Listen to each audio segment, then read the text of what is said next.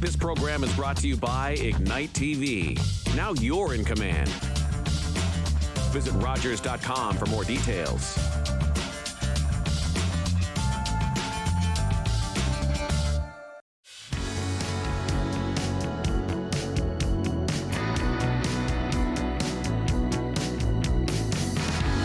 Welcome to HealthLink, a program connecting home, community, and healthcare.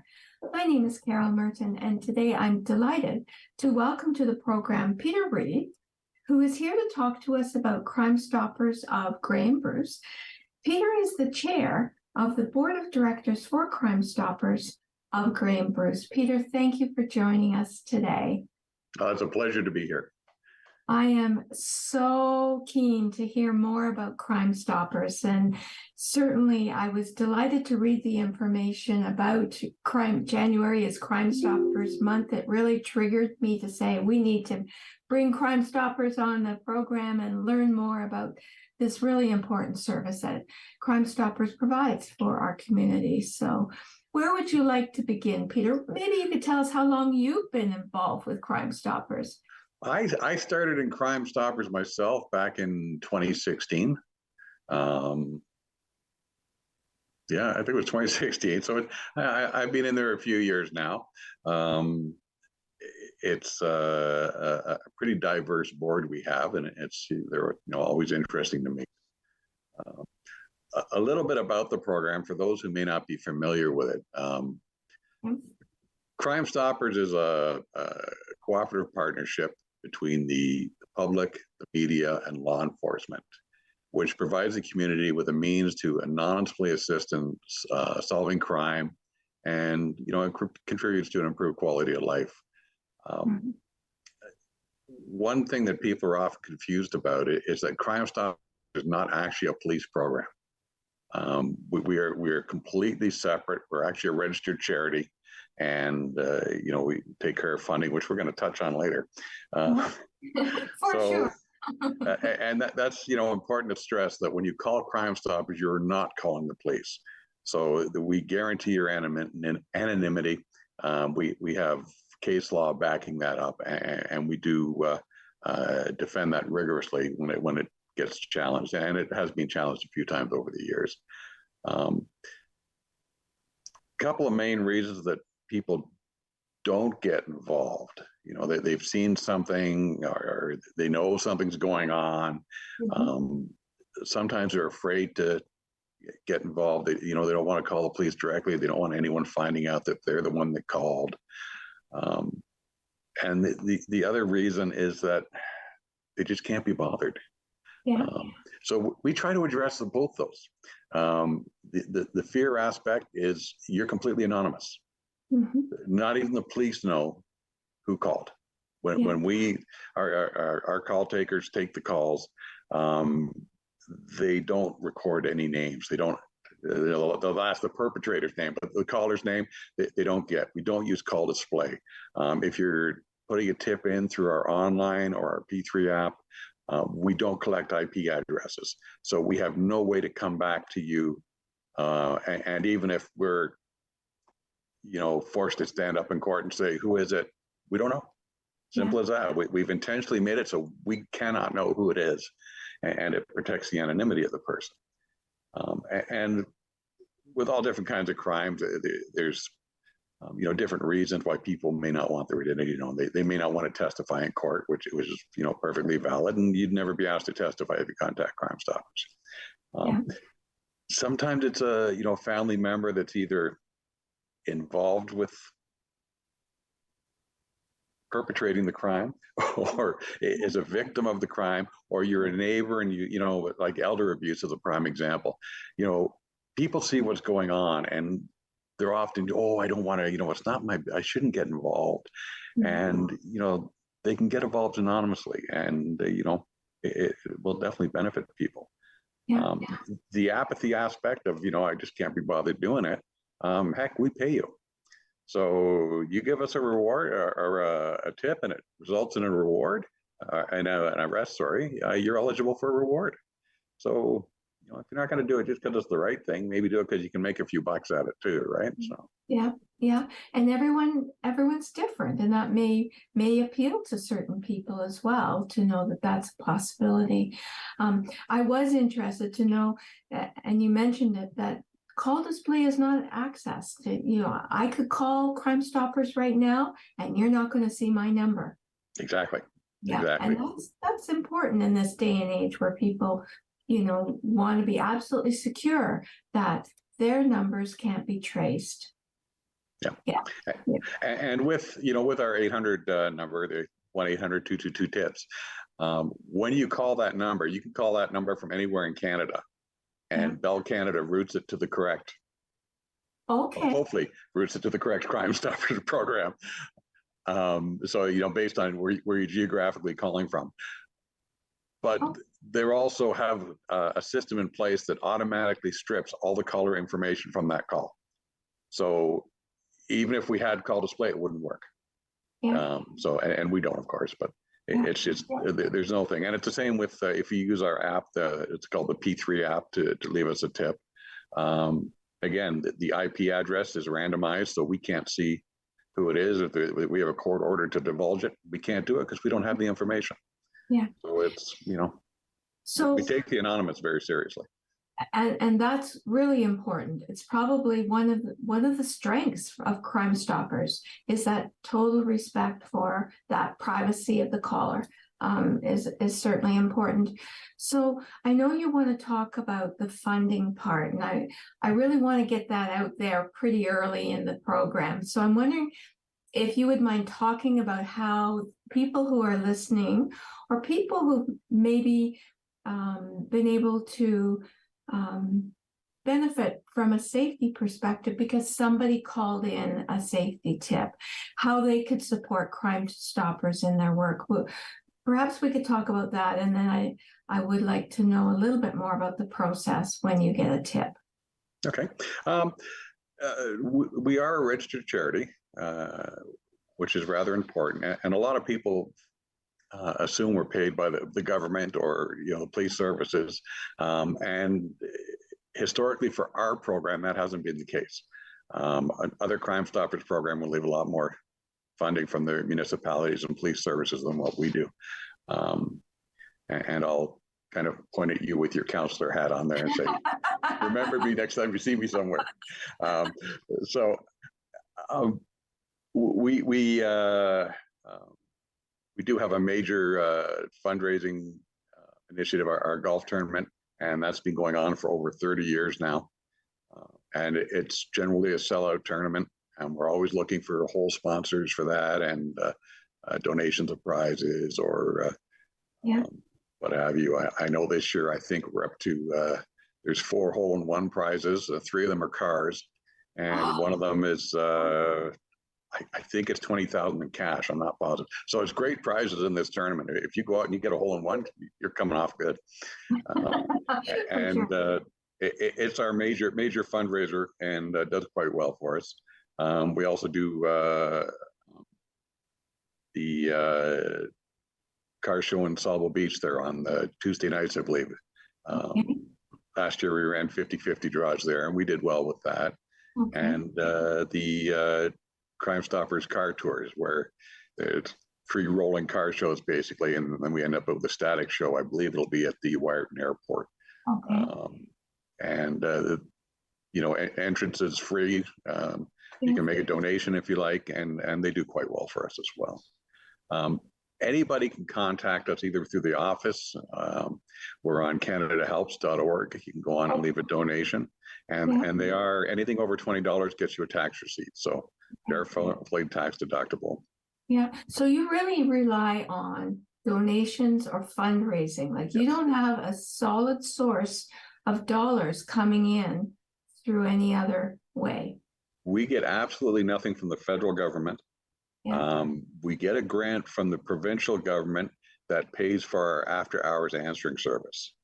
Okay. And to go back to the anonymity thing, one of the things we did about 4 or 5 years ago now is that Crime Stoppers actually formed another charity that's what we call our National Anonymous Call Center. And that is all they do is handle Crime Stoppers calls. So we now have that in-house. So we no longer have to worry about, another company who was doing our after hours answering service and the people they were hiring and secrecy. And so now it's all basically under the Crime Stoppers Canada umbrella there. So that's paid for by the provincial government, the after hours. But the rest of it, we fundraise for every dollar. We have one paid employee, and he's been with us over 25 years now. And his salary comes out of the fundraising. All the rewards we pay out comes out of the fundraising. Our rent, phones, everything, fundraising. So certainly through COVID, you may have had a challenge like a lot of other organizations with fundraising. So it's important to get the message out, that donations and fundraising are critical for Crime Stoppers and survival. COVID was a really funny time for all charities, I think. Yes. And I think we all had some lean times in there, but there's some, little highlights that shone through too. Like, our first golf tournament in COVID, we had to cancel. And, some golfers had already registered, some sponsors had already paid. And so when we announced the cancellation, we contacted them and said, we'll definitely give you a full refund if you like, or since we're not having the tournament, if you call it a donation, we give you a tax receipt for everything. And on an average tournament, we're going to raise $25,000. For the tournament we never had, we raised $14,000. So, through the that's what I say. It was the best golf tournament we never had, right? We never had, and the car shows came about, the rolling car shows during COVID, and we had donation buckets at each starting point where the cars would leave from, and everyone who was driving was throwing money in, and they did quite well as well. We have run a deficit for the last couple of years through COVID, and we do have reserves, but they're dwindling.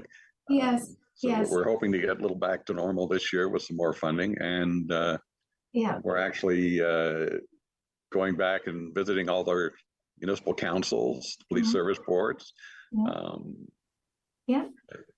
so asking for a little help there.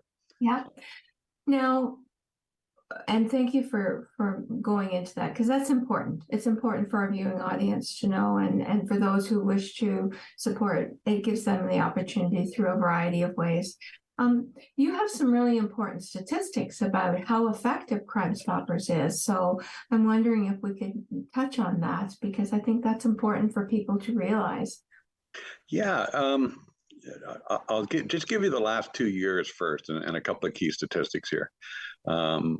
For 2021 and 2022, we had a total of 1,358 tips that were given into us.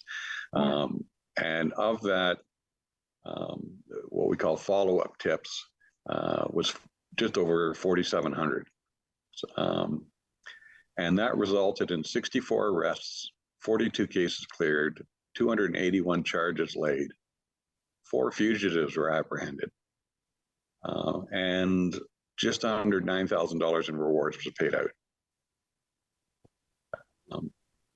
We had 19 weapons recovered, 13 vehicles recovered, and in property recovered, and this is stolen property mostly, $302,000. Cash, proceeds of crime, basically, $213,000. Unfortunately, we don't get to keep that. I know. And drugs seized, and again, this is just the last 2 years, and all these figures are just for Grey Bruce. They don't, $625,190 worth of drugs. Remarkable. Yeah, and if we go back, since inception, I think it was 1986. And those numbers just skyrocket. Stolen property recovered, basically $4.3 million worth. Cash recovered, $325,000. Now you look at the last 2 years was over $200,000, and for the last 35 years is $325,000. Yeah. Yeah. There's a lot more concentrated cash that the people that are getting arrested are higher up. They're, Yeah. a little higher up in the drug food chain than. Yeah. And that's so certainly, there's an impact. Crime Stoppers is absolutely making an impact through that process of collecting tips. Yeah, and the drugs, there's the drug issue is so complicated. It's the mental health issues, but there's people that are preying off that. The people that are dealing the drugs, they're just preying off people. Yeah. And since inception in Grey Bruce, our tips have led to the seizure of more than $50 million worth of drugs just in Grey Bruce alone. Oh my goodness. Right? So wow. It's massive. Yeah. Yeah. Now, the one thing that I read, which all of it's fascinating, but you have a new promotion and advertising campaign called Hate is Not Anonymous, but Your Call Is. And it's directed towards the elimination of hate and racism in communities. I'm wondering if you could speak a little bit about that, because we think of Crime Stoppers with, obviously thefts and drugs and guns, but this is something that seems to be a campaign that's relatively new. It is, and we had great expectations for it until the funding didn't come through. Oh dear. so we're still pursuing. We're still getting that message out where we can. We'd hope to do some advertising campaigns on that, but that's not to be unless we stumble across some funding for it. But so the intent is there, but the funding is not. Right. So, and we'll still, we have our Tipster magazine, so we've had some information come out in that regarding it.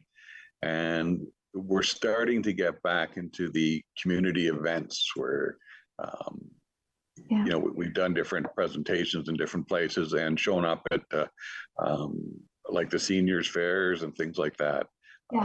And to get the message out. So we're starting it. Guide me through the process a little bit. You get a tip coming in, it's anonymous. What do you do with that? How do you link with police or organizations? What happens with that tip? How we receive it and what we're able to do kind of varies with the channel it comes in. But let's assume you download the P3 app and you send us a tip via this great app. Again, it guarantees you're anonymous. What the app allows us to do, though, is put a message back in the app. So if you log back in, you can see we had a question about something and can maybe provide the information for that question. Again, it's all anonymous. We have no idea who you are. We can just put that message there and hope you log in and see it. And it's all up to you. Once you've given us the information, we then decide, first of all, where that has to go. Was it something to do with the Ministry of Natural Resources or the Ministry of Revenue, or is it a police matter? And for example, let's say it was a drug crime or something like that in one of the jurisdictions that the OPP looks after. We contact our OPP liaison officer there and say, hey, we have this tip. Here's the basic information regarding it. And they can actually log into a porthole and they get a secure document. A key point is on the top of that document. It says this tip is the property of Crime Stoppers at Grey Bruce. So we own the tip, not the police. And they can read that. They're actually prevented from printing it or saving it. So they can take notes on their pad and then they can investigate it. And once they've investigated the tip, they will, if it was a good tip, they will come back to us and say, hey, that tip we received on this date, number, or whatever, was a good tip. It resulted in this arrest or whatever. And then if you've used the app, we can put a message on there saying that the tip is eligible for a reward. Would you like a reward? And then it would go to the board of directors saying that the tipster does want a reward, and then we assess the value of the tip, the nature of the crimes and that, and then we approve a reward. Yeah. So you mentioned you called it a P3 app. Yes. And how do people get that app? How do they download it? You can get it through the Apple Store, or you can get it through the Android Play Store, either one. So it's available on both main platforms. And again, it's completely anonymous. Yeah. Okay. And you would encourage people to put it on their phones just in case they're out and about, something happens, they see something. Yeah. Yeah. And one thing to stress is that Crime Stoppers is not a replacement for 911. If you see a crime right in progress, call 911. They're going to respond the fastest. They're going to take it down. You can basically refuse to say who you are and hang up on them, and sure. Yeah. They may or may not respect that. but always, yeah. And if you're the victim of crime, contact 911. Don't call Crime Stoppers if you're the actual victim. Yeah, yeah. So from the time that you've begun to now, what have you noticed as far as any kind of changes, or has there been anything that you've noticed around our community or around Crime Stoppers' role? I know it's all anonymous, so we don't discuss specific things, but anything that's really that you've noticed or that you see evolving that you would never have expected when you first started? I think you said maybe 2016. Yeah. One of the things was the drug aspect, and with the legalization of marijuana, what I think partially has happened, and there's probably smarter people than me that can argue with me on this point or go one way or the other. The people that were dealing marijuana for profit had their profits greatly reduced. So they looked for something else. Okay. And what's the next cheapest drug on the market that's going out there? And it's meth. Okay. And that's, we see a lot of it in Sound and the surrounding areas. And, Grey Bruce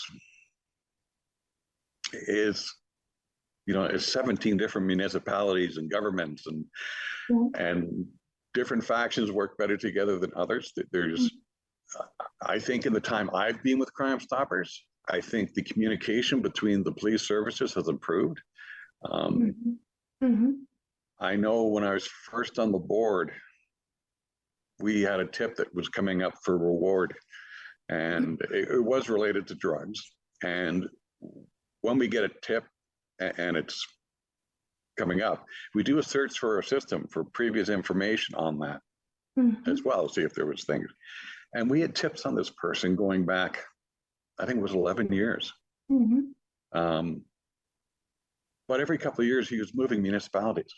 Oh. Right. So it wasn't necessarily following him until the arrest. And then it's like, we've got all this back history. Yeah. Right? So. Yeah. And that coordination of information is probably quite important. Yes. Yeah, for sure. For sure. So changes are still happening and evolving. And certainly, should you get funding, the anti-racism and the discrimination and profile for our communities is going to be important as well. You mentioned about the board members. Yes. How do people get to be board members, and what do they say about their experience as part of the board? That's going to depend who you talk to.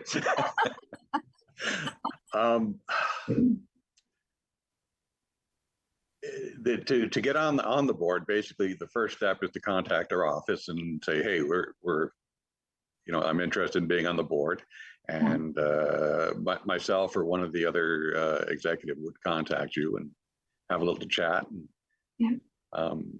explain what's entitled involved. And if we go from there, there's an application, and it's basically just a little personal history. We also require, of course, a police background check. And if that all goes through and you come onto the board, there is a secrecy agreement you have to sign. And the normal with every board, the anti-discrimination and the regular stuff. It is a lot simpler than it sounds to get on the board.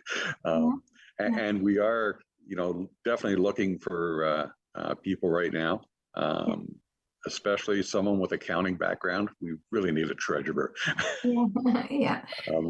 Our coordinator, who's been doing this for 25 years, is exceptional.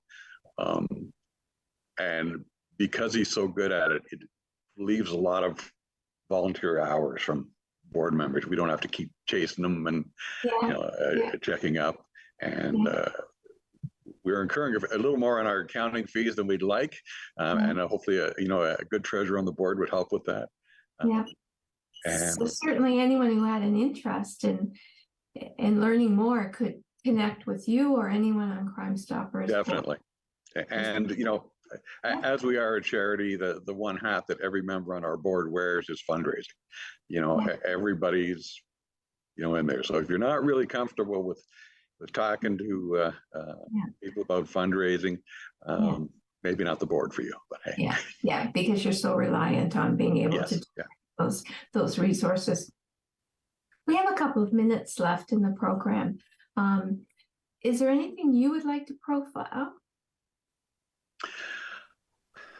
I think just to stress that, anytime you basically need to report something anonymous, we can generally help. And if we can't, we'll try and point you in the right direction. But if it's anything to do with, everything from, hunting out of season or something, we deal with the Ministry of Natural Resources, the Ministry of Revenue. If it's, illicit tobacco or alcohol or something like that, any animal cruelty or stuff, we can handle that as well. And then absolutely anything under the criminal aspect we can deal with. And we all live in the community. We all see what's going on basically. And we found with COVID especially that there was an uptick in the number of tips there, because people were sitting at home with nothing better to do than to look outside their window and say, wow, look at that over there. Maybe I should tell someone. And they did, and it, had positive results. And it's, the drugs are a prime example. Often, when we're seeing the information that's come in when we're assessing the tip, the board, we get a very filtered version of what came in. But sometimes that, okay, that tip is either going to be from a family member of someone who's using drugs and, they want to get them off and are looking for a way to help them, or it's from someone who's got an axe to grind or whichever. And as long as the end result's right, we're okay with that. Peter, our time has gone. I can't believe how quickly it's gone. The message is community safety is everyone's responsibility, and use Crime Stoppers as a way to communicate a concern, if you wish, or for sure 911. Call the Rogers TV viewer response line, email us, or connect with us on social media.